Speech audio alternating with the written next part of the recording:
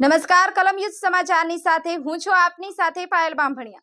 તો જોઈએ આજના મહત્વના સમાચારમાં। આમોદ નગરપાલિકા દ્વારા બનાવેલા આશરે 1.50 કરોડના આસપાસનું શોપિંગ સેન્ટર 4 વર્ષથી બની ગયેલ છતાં હરાજી થતી નથી। જ્યારે લોકમુખે ચર્ચાઈ રહ્યું છે કે શોપિંગ સેન્ટરની સામે કેબિનો મૂકવામાં આવેલ છે, જે નગરપાલિકાની જગ્યા ઉપર હોવા છતાં કેટલાક લોકો કેબિનનું ભાડું વસૂલી કરે છે, જ્યારે કેટલાક લોકો શોપિંગ સેન્ટરની દુકાનોના નગરપાલિકા દ્વારા લગાવેલ લોક તોડી દુકાનોનો ઉપયોગ કરે છે।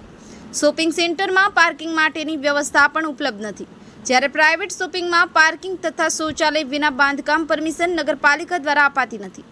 આમોદ નગરપાલિકા દ્વારા આમોદ ચામડિયા હાઈસ્કૂલ સામે મેઇન રોડ ઉપર 64 દુકાનો ધરાવતું શોપિંગ આશરે 4 વર્ષથી બની અને જર્જરિત હાલત બનવા લાગ્યું છે અને એની હરાજી કરવામાં આવતી નથી। હાલ થોડા સમય પહેલા ચામડિયા હાઈસ્કૂલના મેદાનમાં શોપિંગ સેન્ટરની દિવાલને નુકસાન ના થાય જે માટે દિવાલ સાથે આરસીસી કામ કરવામાં આવેલ હતું અને હાલ નગરપાલિકા દ્વારા શોપિંગની દુકાનો સામે પેવર બ્લોકની કામગીરીનો કોન્ટ્રાક્ટ આપેલ હોવાથી અડીંગુ જમાવેલ કેબિનો હાલ 4 રસ્તાની તિલક મેદાને આવતા ભરચક રોડની ઉપર અડધો રોડ રોકાણ કરેલ હોવાથી વારંવાર ટ્રાફિક જામના દ્રશ્યો સર્જાય છે।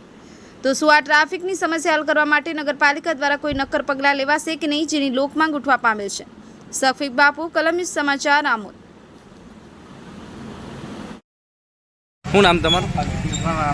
ઇરફાનભાઈ, શું સમસ્યા હતી અહીંયા? સમસ્યા એવી છે કે સાહેબજી આ 1 મહિના પહેલાં મેં અરજી આપેલી છે એની પંથકની કે પબ્લિક ચાલે ક્યાં, પબ્લિકને ચાલવા માટે કોઈ જગા જ નથી।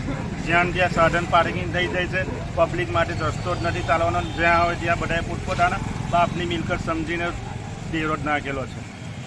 તો શું કહેશો એ વિશે તમે?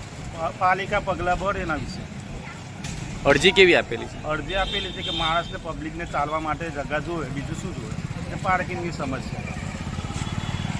શું નામ તમારું? ગફુરભાઈ ખત્રી। શું સમસ્યા હતી અહીંયા? સમસ્યા આ લોકોની ટ્રાફિક સમસ્યા છે સાહેબ।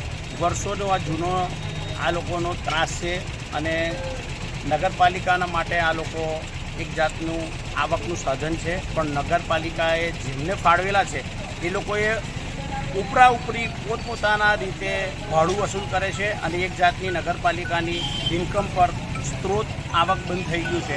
એટલે અમારી તમને નમ્ર વિનંતી છે કે આ લોકોને વ્યવસ્થિત આયોજન કરી અને જે પણ એના હકદાર છે એમને ફાળવી, બાકીના લોકો જે એની પર પોતાનું ગુજરાન ચલાવે છે અને નગરપાલિકાને ખોટમાં નાખે છે એ લોકો માટે એક્શન લે એવી અમારી રજૂઆત છે।